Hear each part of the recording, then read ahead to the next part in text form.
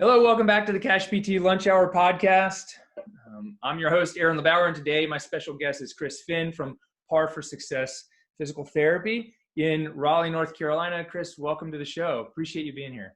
Thanks, Aaron. It's a pleasure to be here. It's an honor, actually. I've listened to the show many times, so it's cool to actually get on and chat with you live.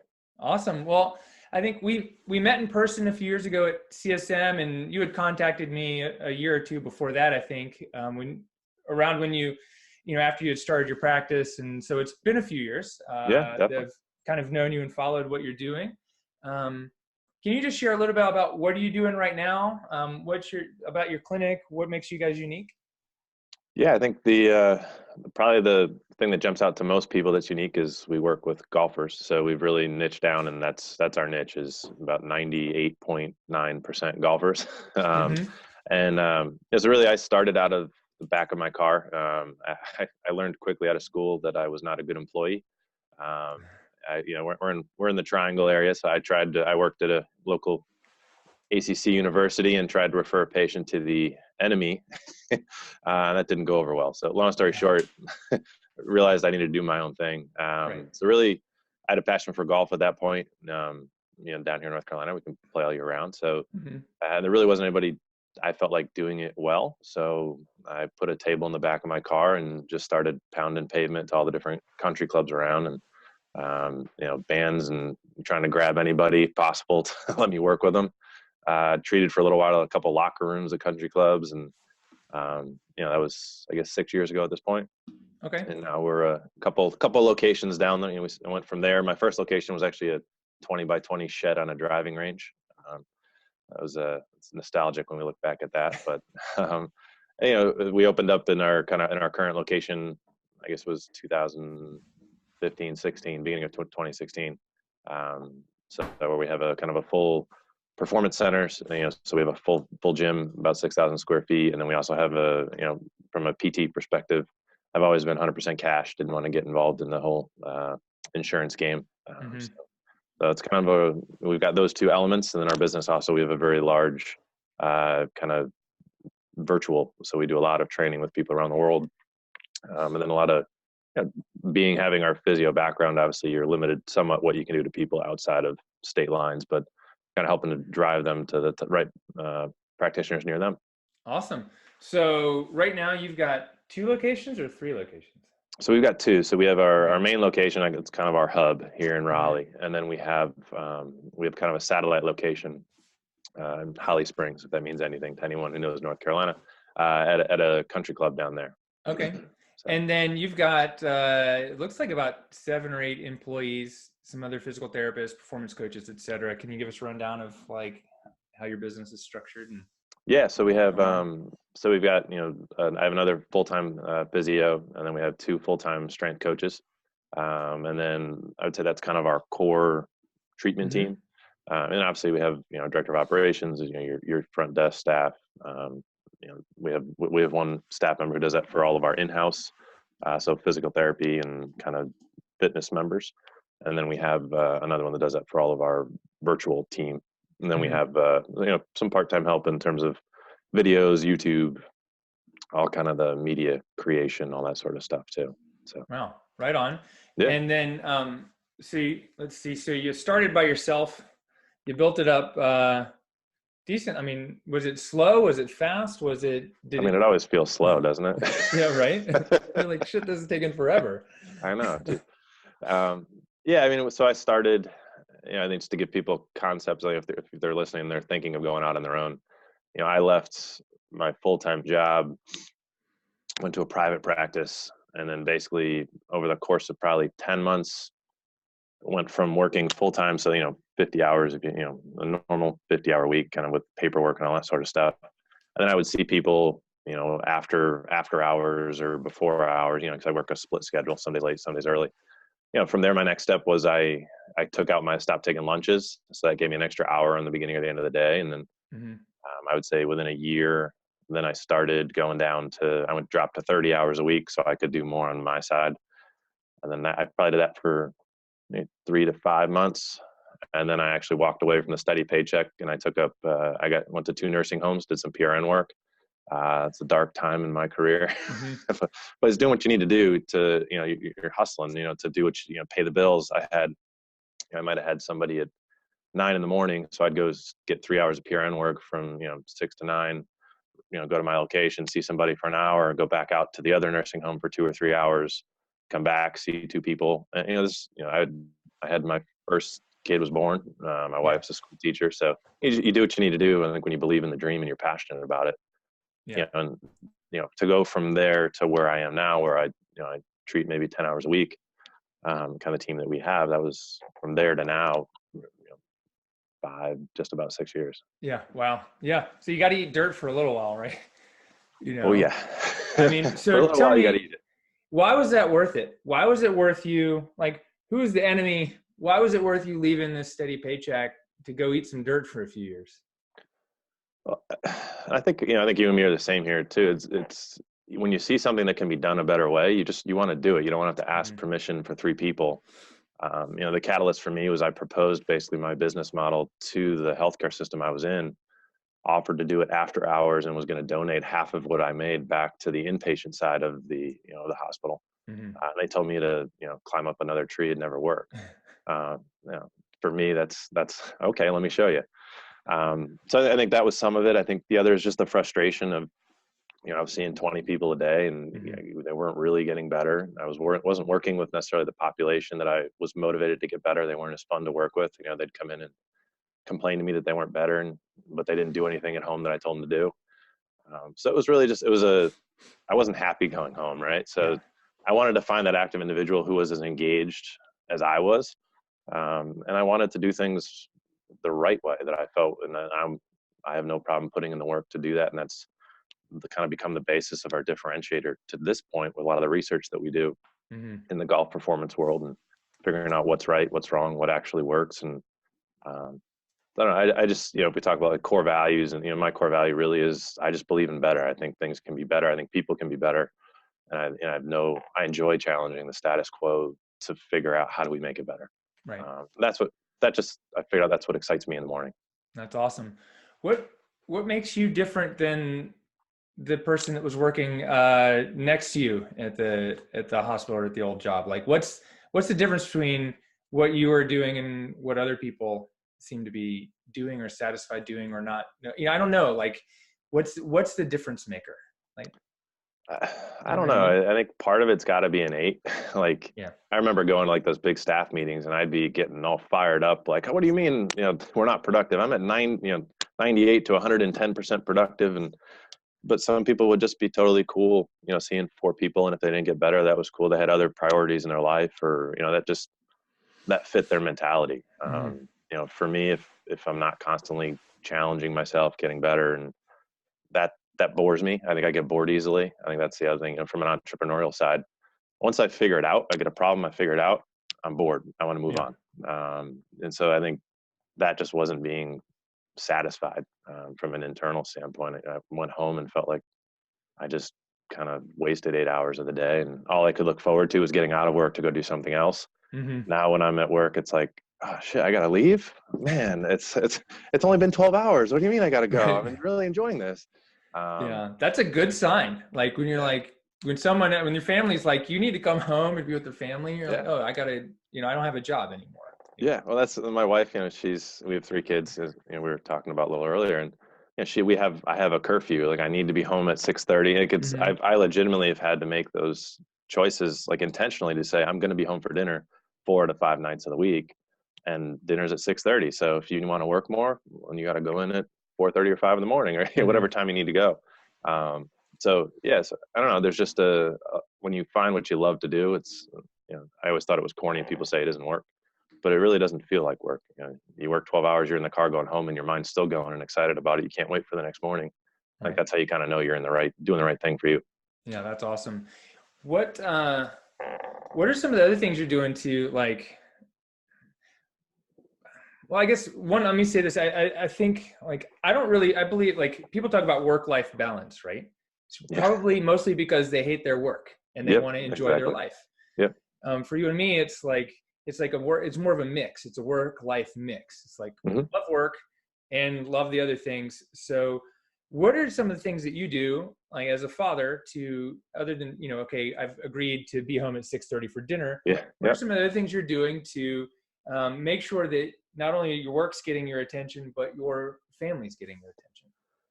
Well, I think one of the cool things when you're your own boss is you create your own culture and your own Mm-hmm. environment. So like one of the things we've done here at Par for Success is like family's welcome. It's like my wife will come help out and she'll bring our 2-month-old and he'll hang out. And, he's sat in 2 staff meetings already. He's only 3 months old.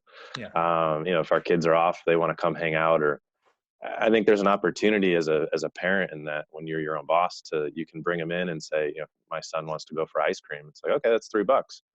Let's Mm-hmm. go to the gym. You find a job that I think that you think you're going to bring value to me for, and I'll tell you if it's worth $3. And so he's cleaned more medicine balls at age 6 than probably he should. But so I think it's a matter of I don't know if balance is the right word. I don't think it's ever in balance. There's going to be some times when you own your own business where you'll pull 100-hour week, but then there'll be other weeks where it's like, everything's pretty good. I'm going to cut out at 2:00 and I'm going to surprise my son and pick him up in carpool early. Yeah. So yeah, I just think it's maybe more of an integration is the right word. I don't know what it is, but I would agree. I think when you love what you do, like you want to bring your family into it. Like I want my kids to see how much fun it is, and if they work hard, Mm-hmm. they can have whatever they want, and nothing's given to you, and it can disappear in the blink of an eye. But yeah, I don't know. I just think that's the mentality that I take to it, and right or wrong, I don't know. That's what mine is. Yeah, that's awesome. That's awesome. So, tell me about, like, as you were growing your business, what was the point at which, was there a point at which you didn't think it was going to keep going, or there was what was the biggest struggle that you had building your business? I mean, money, right? Isn't Yeah. that for everyone? I mean, when you're self-funding it, I mean, I think if people ask me like, what's the key to gotten to where you've gotten to, and without question, it's my wife. The support system at home. Mm-hmm. We've had I feel like except for maybe the last 2 years, every kind of like fourth quarter, it's like, okay, how many more years are you gonna do this, Chris? Mm-hmm. You've been eating dirt for a long time. You're paying other people more than you're paying yourself. What are we doing? And I think for me, it was a vision of building a brand and a business. I didn't want to be self-employed necessarily. I wanted to build a business and a brand that's going to change the industry. And to do that, it's not named Finn's Fitness. It's named Par for Success because I wanted it, not attached to me. Mm-hmm. Build the culture and to get the right people in. I had to spend more money on bringing the right people in to build the right team earlier than I probably quote unquote should have, as some people would say.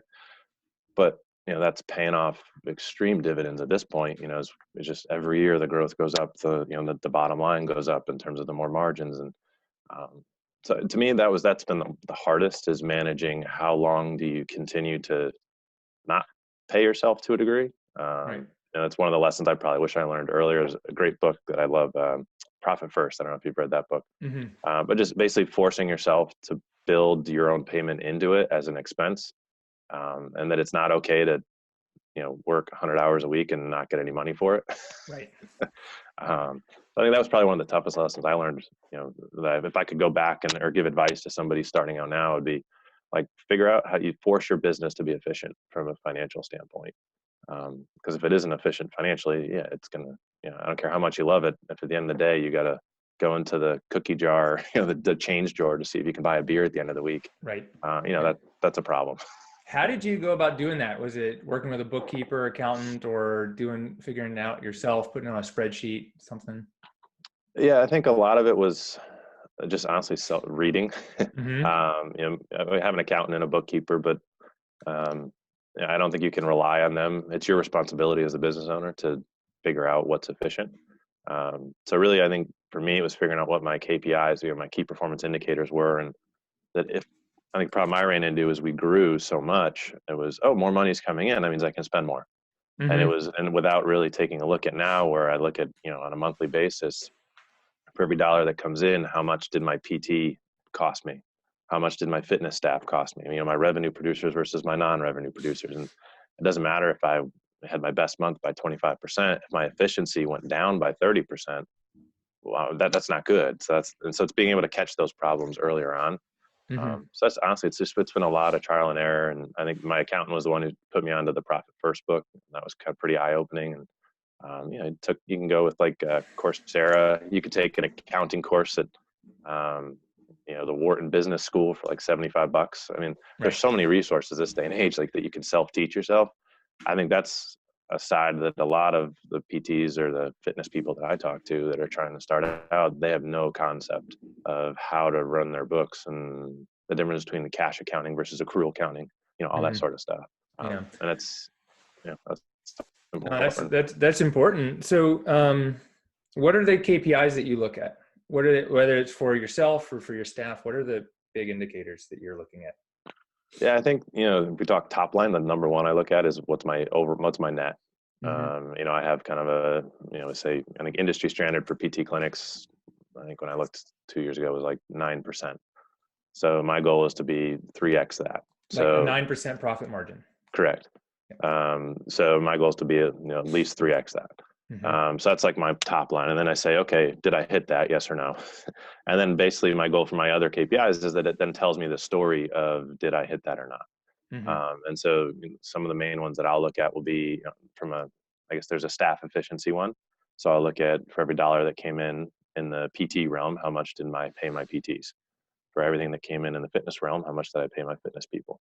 Mm-hmm. What did I pay my non-revenue producers? So the media guy, my operations, So those are some metrics that I look at in terms of my staff costs. I just think of those as like my cost of goods sold to a degree.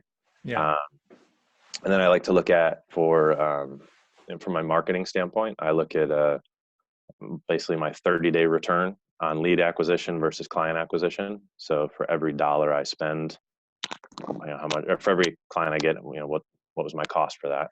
And I also like looking at, based off of my long-term value, what I can expect from a PT person, and obviously off of my conversion rates. I like looking at if I got 100 people in, and so say I got 100 leads. Let's say I got 50 clients. What is my lifetime cost for them for the next year for that marketing dollar? So basically, for that dollar, how efficient was it in terms of generating revenue for me? Mm-hmm. So that's how I look at that in terms of my marketing KPIs. And then obviously there's your strategy call conversion rates, your strategy visits conversion rates, if somebody you convert from that, then what's my conversion rate in a PT eval versus a golf eval?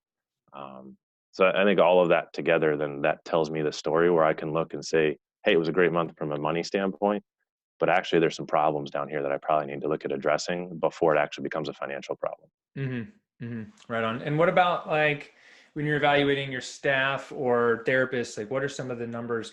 Because, we're all used to people saying, hey, you're not billing enough units, right? And that's clearly a KPI Yeah. for a network Yeah. is like, well, you got to build 10 units an hour or more, to pay your I job. actually, I think I actually get more upset if they're here too long. Uh-huh. So like I look from my PPT standpoint, like our average time to like pain gone, or like, we'd be able to discharge them if they don't convert into like a fitness or like a Mm-hmm. wellness, is 4 visits. Yeah. So for me, if you're going longer, if I got someone for 10 or 12, I'm concerned. Like, Mm-hmm. what are you missing? Do you need help? Like, I think I look at it very differently than how I was treated when I was in the insurance world. Was like, hey, you didn't bill 5 units on that eval. You only billed 3. What happened? Right. For me, it's more so when you get somebody in, can you sell them on your treatment plan on yourself? Are you able to build that trust and show them that you can create change? And it's not necessarily, did you sell them a 6-pack or a 12-pack or Mm-hmm. 24s? Did you get them what they needed? Right. And if you didn't, then what do we need to do? Was that a sales process issue? Is that a emotional intelligence? We just didn't read them correctly. Was that an onboarding issue? They didn't know what to expect. So I think we saw earlier in the year, our conversion rates off PT evals they had kind of really dropped. And so we looked at and we started polling everybody, and it was becoming clear they weren't really sure what we did and how we were different. Mm-hmm. So that sparred, once they sign up, now there's we did a updated video, frequently asked questions, where they get a couple emails prior to coming in of, this is us, this is what to expect from, you walk in the door, you will be greeted, you'll sit down, your therapist will come in to see you, you'll come back. Right, right. All the little things that you would think would be normally, when I started, like, what, you just don't know that. And then we saw our conversion rates went up 25%. Wow. So to me, I think that's how you can use those KPIs to then really make sure you're super efficient for the almighty. It's hard getting people in the door. Once you get them in, you got to convert them. Right. Right. What kinds of things are you guys doing? So you've got a niche, right? It's golfers. Yep. Are you like a scratch golfer yourself? I wish, man. I got 3 kids and I own a business. You know that answer. Right.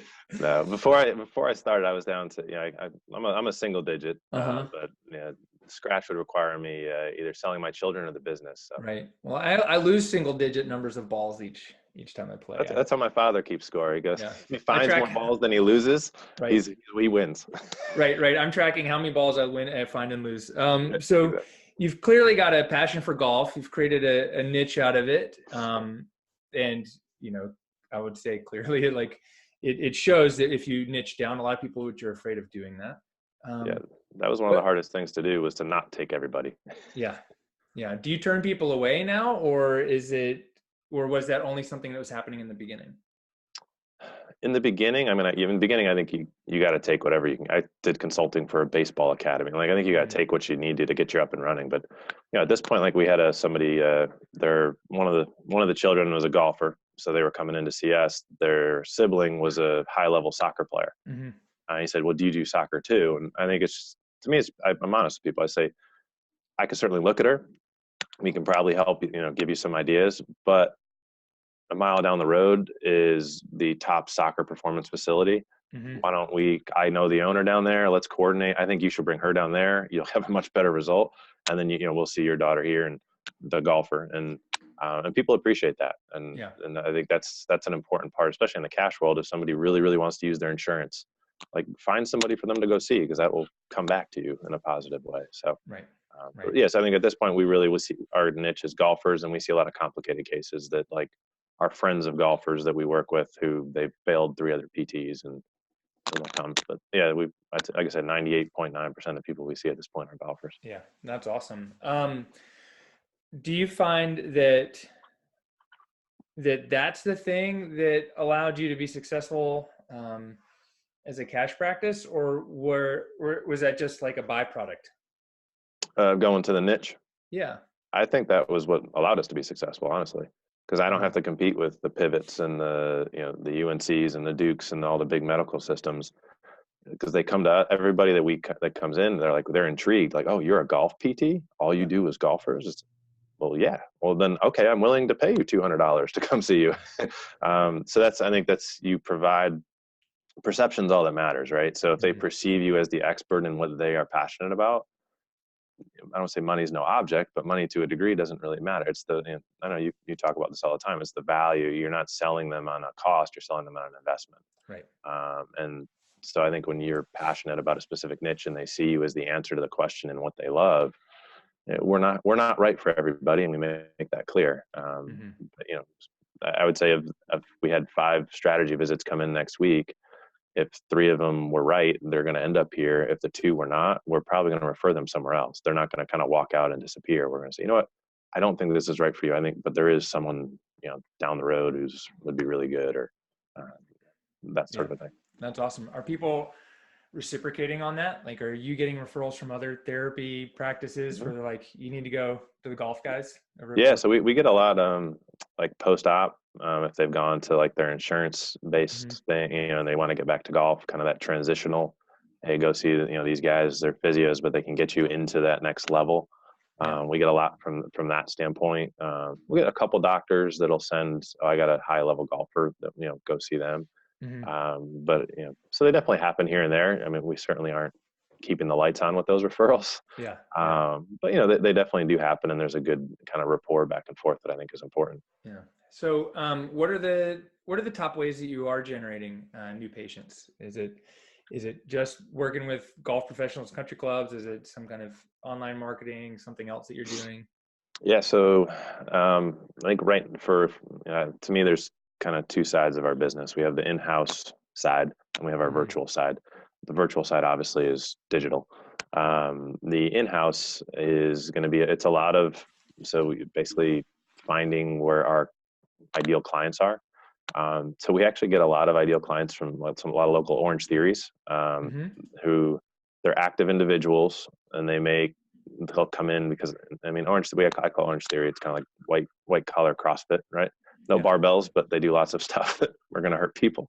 And so people will get hurt. They'll actually come in, and this is like we'll do a pop-up at a Orange Theory maybe 4 times a year, and Mm-hmm. we'll get probably 20 people from those. It's like 6 hours, we'll get 20 people over the course of the year. So that's one avenue that we utilize that's non-golf. That's the only avenue we utilize that's non-golf related, Mm-hmm. but it's because it's a specific population that is motivated to stay active, and there's a mutual benefit that we've developed there with some of the GMs around the area.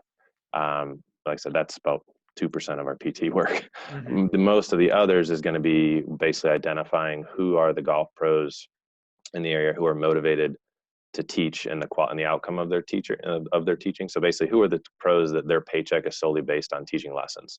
Right. So we've kind of partnered with them and basically developed a lot of relationships with them, and that from that format. So we do get a lot of referrals from golf pros. The other that we've done is we do a lot of we do a monthly webinar where we do it kind of live for our members, and then we put it up on our YouTube page. We send it out to our email list. The way that we've generated the email list has been by twofold. One is a lot of our lead magnets, which are based on a lot of our research. So Mm-hmm. we do a number of different research studies, put them up there for free, and that's kind of our lead gen to get them into our system. The other is we'll do actual educational events at our facility. So we'll do some paid advertising as well as getting the word out to the local community that we're having so in the winter we'll do once a month, come on out and learn about XYZ, or we may even bring in a guest speaker who's just like a big teacher name and bring them in because of our relationship with them. And we'll get anywhere from 30 to 80 people to come. Mm-hmm. And you collect all the email addresses when they walk in, you send them a gift at the end, and but then obviously the lead magnets too, and then doing kind of up in the golf world, getting on golf podcasts, there's so much media out there Yeah. that it's so you just got to do the work to figure out who are the right audiences to get with. And I'll always create if I go on a golf podcast, I'll say, hey, here's a free home assessment for your specific podcast. And then we'll generate leads that way too. That's awesome. That's awesome. So what happens when someone comes on your email list, or you get a lead through one of these free ebooks or podcast guest list type of events? What happens then? Are you sending people emails, or is it they just sit there? Is there what's the journey like? Like what do they get 500 of them, or do they just Yeah. what happens? So I've run the gamut on the 500 to the Mm-hmm. just sit there. Kind of where we've landed on for us, and the sweet spot has been they'll get their delivered whatever they requested. They'll receive that, and then usually what I find is basically my theory was if they're engaged in downloading at that point, say it's a Tuesday at 6:00, Mm-hmm. then I'm going to send them something every Tuesday at 6:00 because maybe they're at their computer because that's where they were the first time they did it.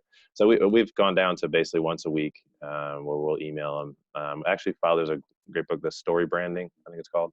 Mm-hmm. So where we do kind of basically we do once a week, we do 3 emails, the first 3. So basically the first 3 weeks, it's value, so content based, talking about a problem, showing a video of a solution to that problem, and in our target market, speed, lack of flexibility, pain. You obviously find your pain points for your market. So we'd run those for the first 3, and then the 4th week they get an email that here's a common problem, here's why we can help you solve it, and here's $100 off an eval, or Mm-hmm. here's if you're online, if they've been segmented. We segment them when they download, if they're kids or adults or PT or so their offers obviously, and the content coming up to that offer is targeted towards what their interests are, what they raised their hand and said they were interested in. Yeah, well, that's awesome. So is your target, because I'm actually looking at your website, like is it the kids, is it the parents, is it the golf pros, is it other professionals? Like who would you say is like the main target, and is it different than the people you treat a lot of times? So I think it's interesting for us because I think we have our 2 client target groups are 10 to 17, basically 10 to high school aged kids who play golf competitively, want to play in college. So those are our clients, but our actual target is their parents, obviously, because they're the decision makers. So those guys, that group is more your 35 to 55-year-olds. And then we have our 50 to 70-year-olds and the country clubs who are getting old and realizing that they ache and hurt. And that's kind of our second group that we have in-house. So those are our two, when we're going direct to consumer, those are who we're going to.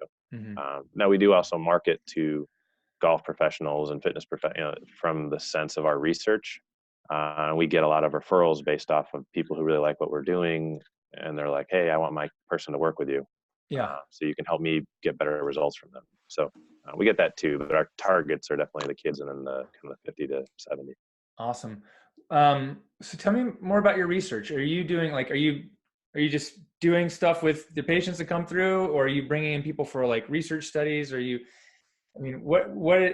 doing? And are you publishing it through the APTA or other journals, or is it just stuff that you guys are putting together? Yeah. So we're doing, so at this point we've been collecting data since day one, but the quality of the data collection, I ended up throwing out about the first 3 years, unfortunately.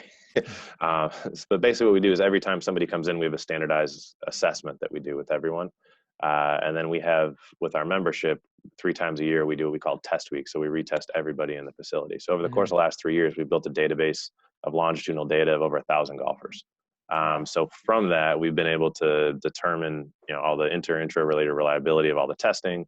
We've standardized everything, and we know there's 3 specific tests that have R values of 0.8 or higher relative to club head speed, which is one of the main goals that golfers have.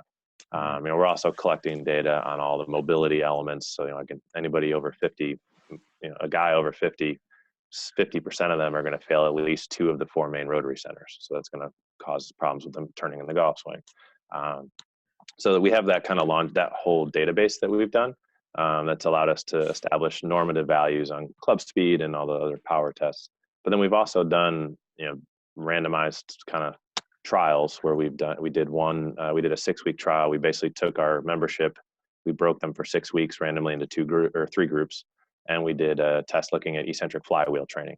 And we looked at that training versus traditional bands and cables, and what would that impact be on club speed.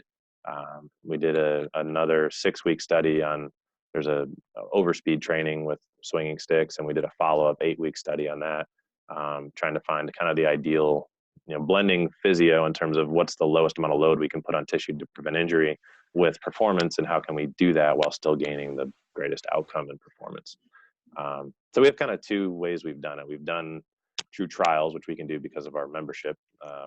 We jokingly call them our guinea pigs. They're always in a study. And then we also just have our longitudinal data of just saying, hey, we tested you in June, we did your training, let's see what happens in October when we test you next. Right. So. Awesome. And then are you teaching this stuff to other physios or golf pros or fitness professionals, or is this something that you're just using for your lead magnets? So it started out just really as lead magnets, and we published a lot of it this past year in a number of different outlets. But we stopped publishing a lot of our big database once it hit 600 data points. So we're up over, like I said, over 1,000 now. So we're actually starting in 2020 doing some continuing education courses for fitness as well as medical professionals. So physios, basically anybody who's looking to, if you work with golfers or you want to work with golfers, the actual science behind it, because a lot of what we're finding, what commonly is taught, isn't necessarily totally true. Right. Even though it may make sense, it doesn't necessarily always shake out when you look objectively at it. But then the other piece, I think there's a huge gap, and I think sort of like what you do in the with the cash-based, just how to teaching people how to do that. I think for us with this kind of hybrid model that we've done, specifically in the golf realm, there's nobody out there who's really done it from the ground up, and who has been able to, nobody was there for me to call and say, hey, how'd you do it? Right. And it was painful. It cost a lot of money, a lot of time. So basically what we're trying to do in this course is basically share the science of it. How do you run the programs? How do you get your best outcomes? If you're a physio, what are the most common injuries you're going to see? How do you treat them? How do you manage return to play? But but then also how do you make money off of that? Mm-hmm. How do you actually build the business? 30 to 40% of the course is going to be, how do you go out and acquire these golf clients? Where do you go? Do you go to the head pro? Do you go to the assistant pro? Do you go to the driving range? Do you go to Golf Galaxy? Where do you go? So that's kind of the cool thing about the course is we're really blending the two of those. We're going to do it in a small format that we're not going to let more than 30 people in. We're going to have a continual mastermind for the next year afterwards, in that each group contained to itself. Mm-hmm. And do follow-up calls. And my goal really is that when they come to the course, yes, they're going to get the information, but then they also have the follow-up to say, okay, I took what I learned. How many courses you've been to? You take what you learned, and then you get 4 weeks in, you're like, wait, what do you do now? Right. What do you do at this point? So the goal is to kind of give people that opportunity to say, okay, I went and did it. This didn't work. What do I do now? Right. So that's awesome. So it's more than just going and learning special tests and some things, like for golfers, like TPI, which is based on SFMA. I'm pretty sure you're familiar with it. Yep. That's more Con Ed on how to assess and treat. This is more it's taking it to the next step. Mm-hmm. Yeah. So it's saying so a lot of the people who come have been to TPI level 1, and they go through the assessment, and TPI preaches the model of get with a golf pro, and from the ground up, it doesn't always work that way. Mm-hmm. So that's where our goal is to say, okay, you've got your TPI certification, or you understand the FMS or the SFMA, you understand how to assess somebody. Our is now saying, okay, now you have 10 golfers that want to come work with you. What are you likely actually going to see? And do those tests even really matter? Right.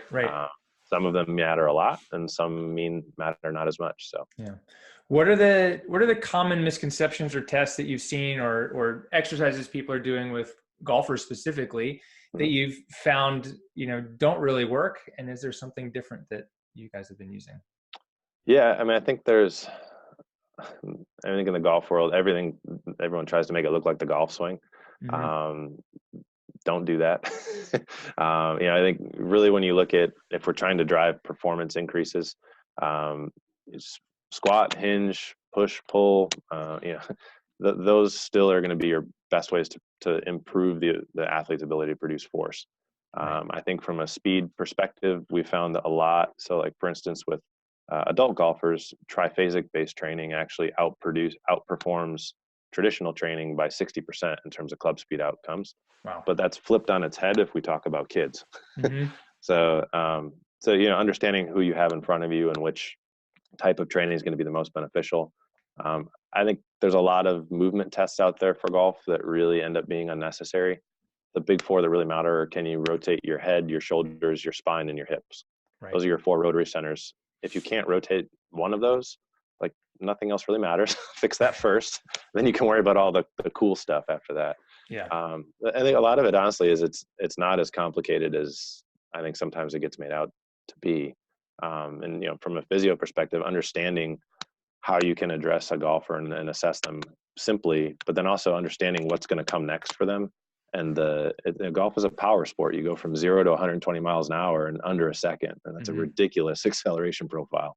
How do you prepare somebody to, be resilient under those conditions? And, if you've all treated a golfer, they're nuts and they swing hundreds of thousands of times a year. Like, how do you, outside of just using duct tape, how do you keep them together throughout the year? Right. No, that's awesome. Yeah, I think it's interesting. It's like most people forget the basic movements for any activity, whether it's CrossFit, golf, sitting on the couch, walking. It's like, you got to be able to balance, on one leg, and you got to be able to move your hips and rotate for almost everything. Exactly.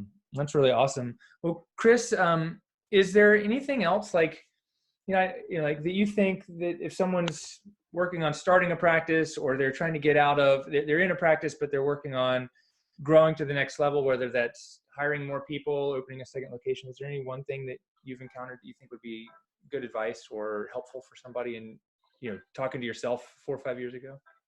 Yeah, I mean, I think definitely if you have the ability, at the very least, I know you do, I think you do a lot of free strategy kind of calls, I think reach out to somebody like you who's done it, particularly in that space. I think that's, if I had somebody like myself to talk to back then, that probably would have been helpful.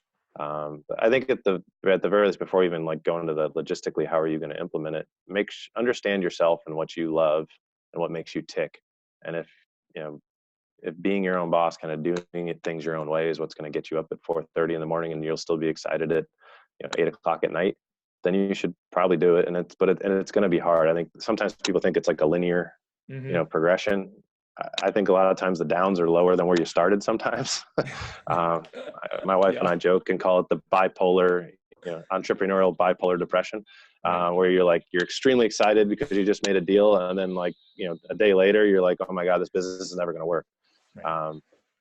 So, I'd say, reach out. I know you put out tons of content, like really reach out to guys like you. I'm always happy to talk with anyone if they have questions, and specifically in the golf world, or niching down and doing kind of a hybrid, like gym and physio kind of set, use it. That's awesome. Chris, if someone wants to get in touch with you, what's the best way for them to get in touch, or where do they find you online?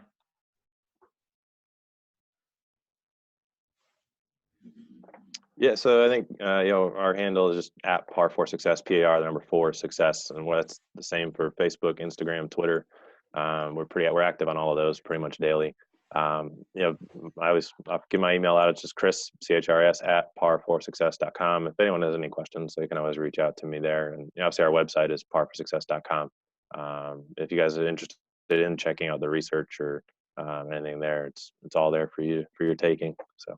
Awesome. Perfect, man. Well, thank you for coming on the show today. I really appreciate it. And next time you're through Greensboro, make sure you give me a heads up and we'll grab lunch, because I know you're not that far away.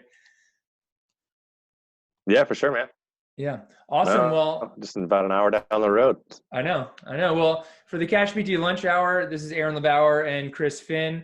Thank you guys very much. If you got anything out of this episode, please leave us a rating and review on iTunes, or take a screenshot, share it with your friends, tag us, and we'll see you on the next show. Thanks.